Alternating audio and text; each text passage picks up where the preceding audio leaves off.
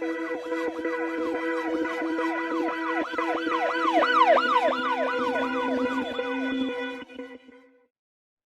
everybody. Welcome back. Very excited to have my next guest on the show. She is a clinical psychologist specializing in neuropsychology, and she's also working for FHE Health, like I am.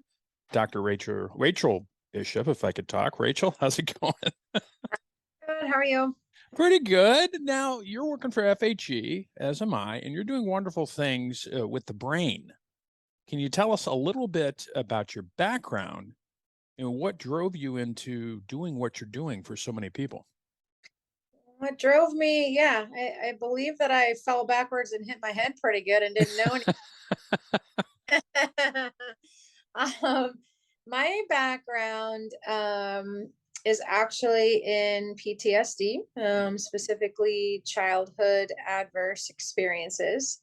So on the day-to-day, I wear a lot of different hats.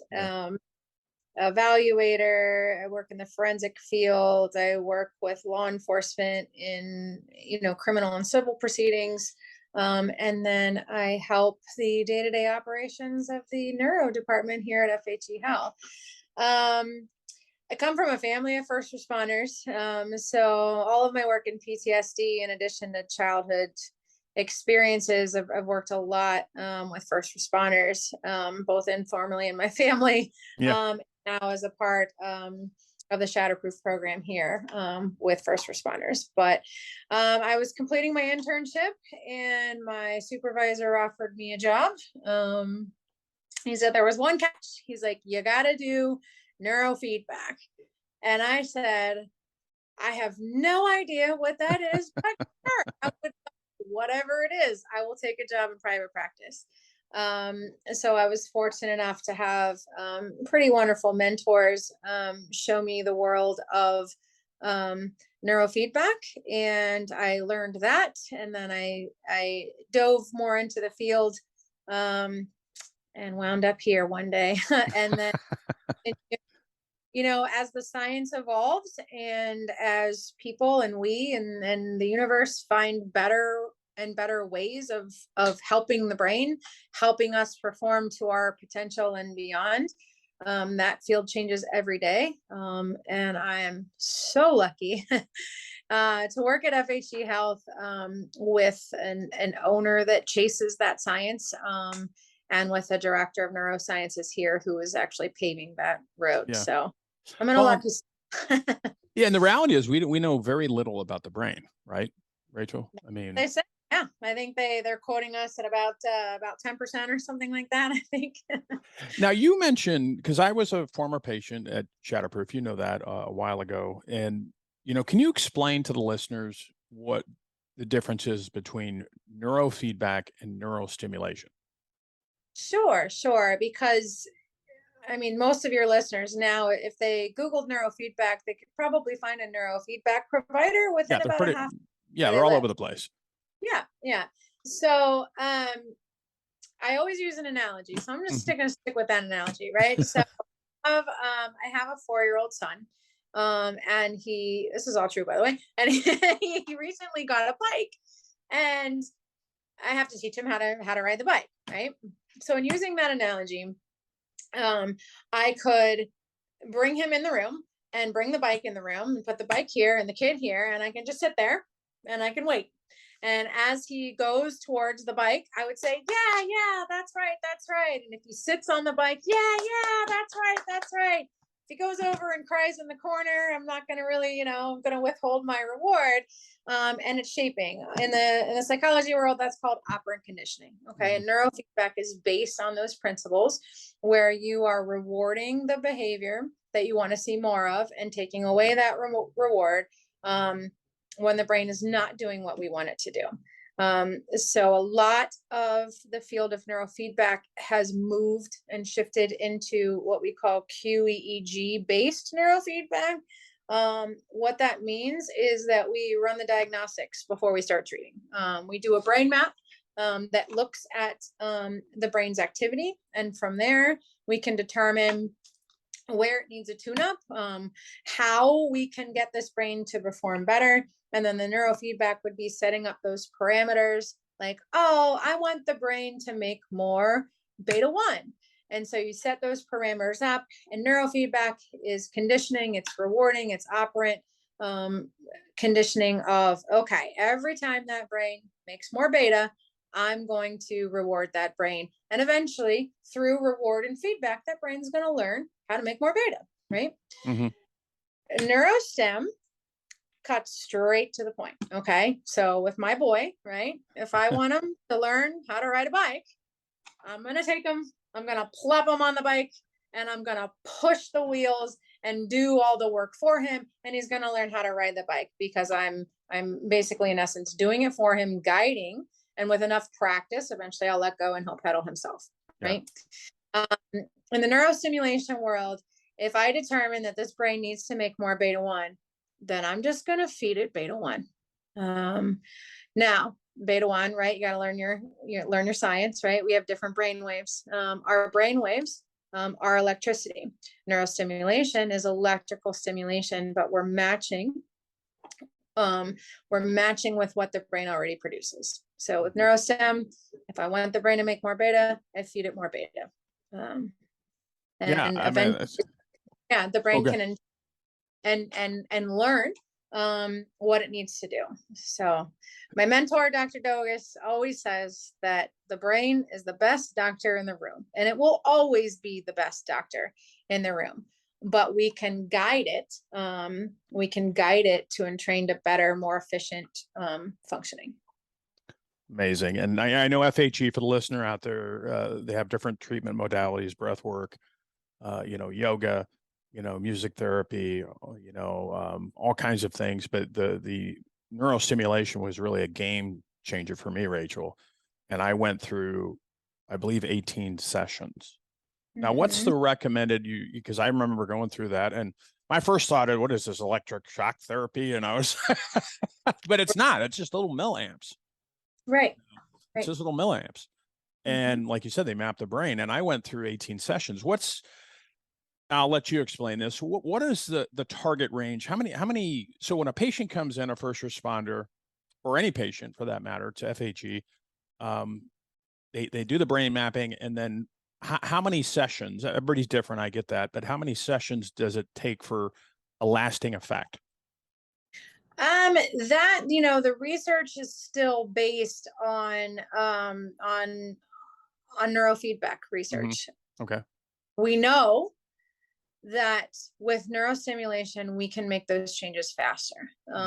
Our internal research here at FHE, we see clinically significant changes in depression, anxiety, and quality of sleep within 5. Yeah. So those outward experience of improvement in symptoms begin within the first 5 sessions. While a patient here at FHE, we see them as many as we can see them. We usually remap somewhere around session 15. And by then, in most cases, we do see that the brain has made some changes. But like with anything else, there's no easy button. Those lasting changes also stay with what you, the person, have to do as well.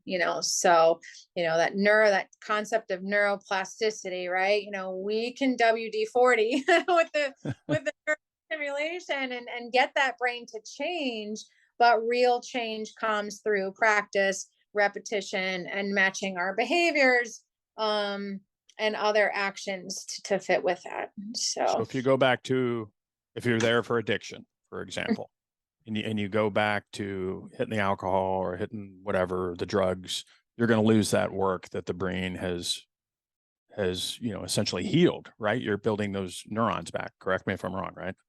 Yeah, well, doing a lot of things. Yeah. You're doing a lot of things, but you'll lose that. Yeah. Yeah. Toxins, right? Alcohol, substances, they're poison. They're toxins. They are not good for the brain. So, and they will change the brain. So yeah, if you go back to doing what you were doing, you will in essence undo the learning and the positive changes that have happened with the neurostimulation. And that's what amazes me. And again, I work for FHE like you do, but this is the differentiator, I think, with a lot of treatment out there.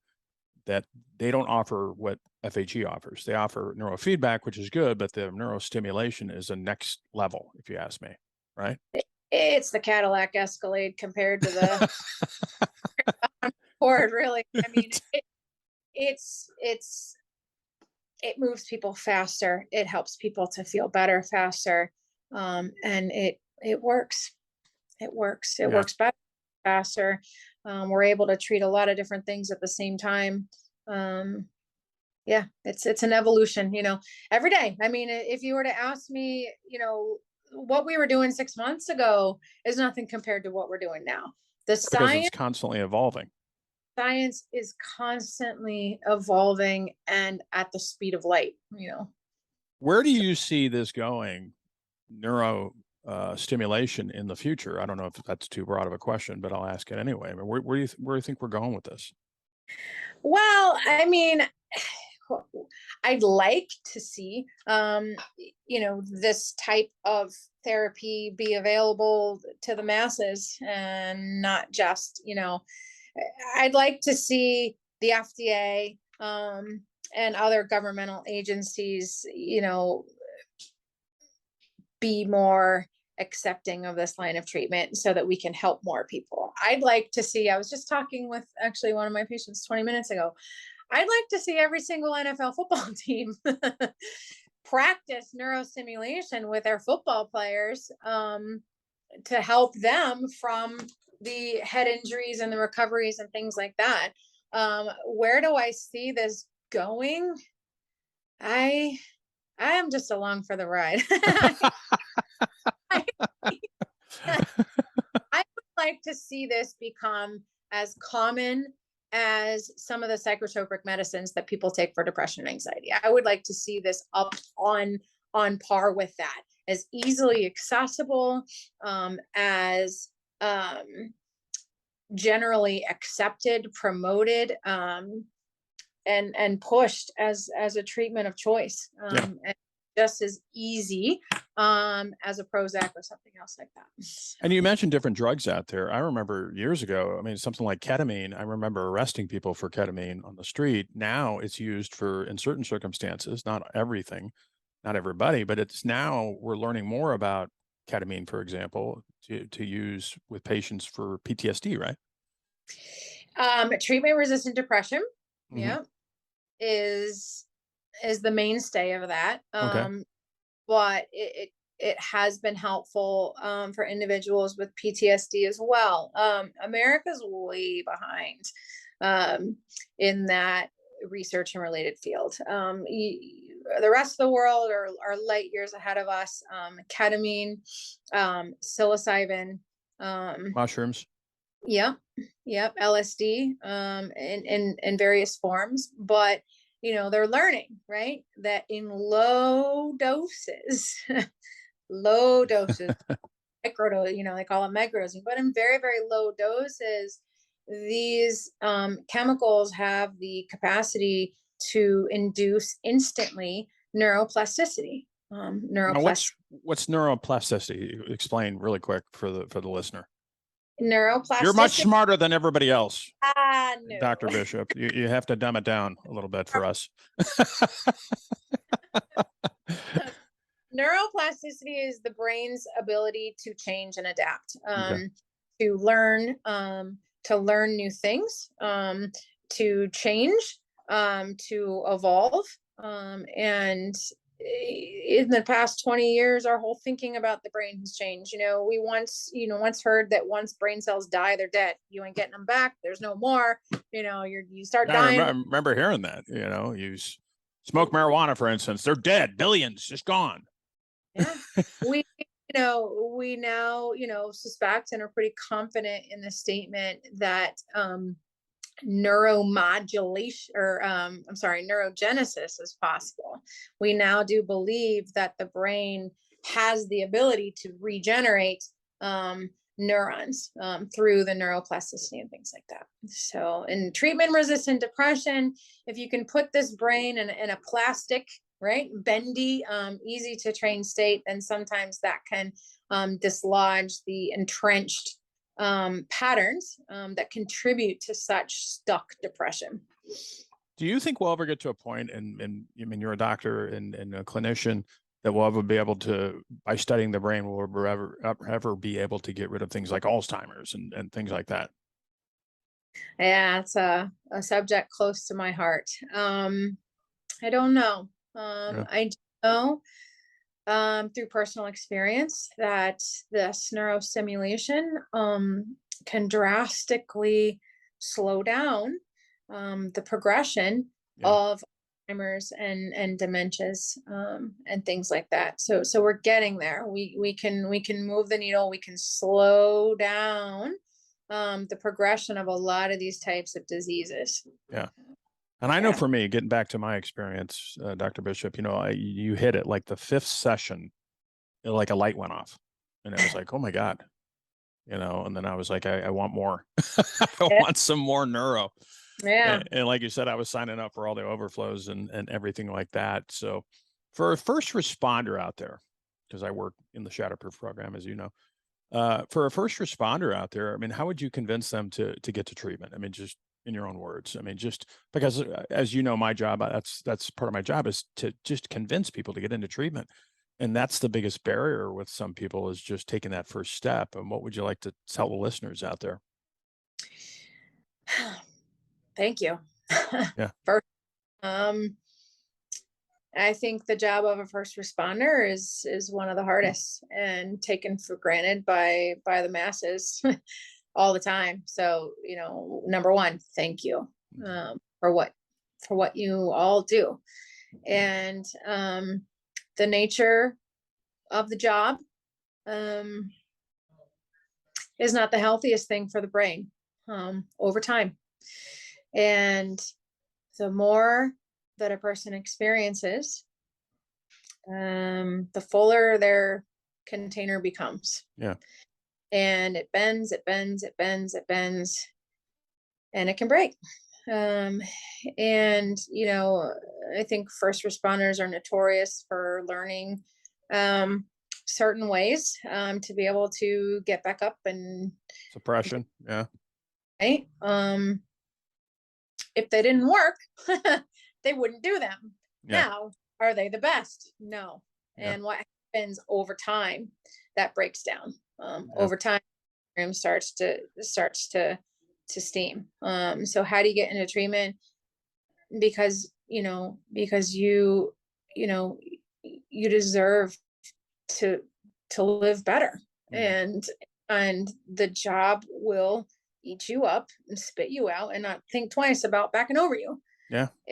There are ways especially with a very specialized program where the staff and everybody around they know firsthand, those experiences, and the combination of treatment, different things that we, can do can help these first responders live and not exist.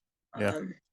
Yeah, that's well said. And I always tell people when I talk about Shatterproof, Rachael, is Shatterproof gave me the foundation to go on, as long as I continue to work, because once I leave the campus, then it's the oh crap moment. And then now you're going into reality and you're leaving the bubble. But that's when the real work begins. So it doesn't end. My work didn't end with leaving FHE and Shatterproof. It just began. No, you got to do the work, but the work gets easier and easier to be able to do. You learn skills, you learn to go through it and not over it, under it, around it. Suppress it, which is not good. Like you said, the majority of people don't see, they deal with traumatic events in their lifetime. Law enforcement deals with it, and other first responders deal with it on a daily basis.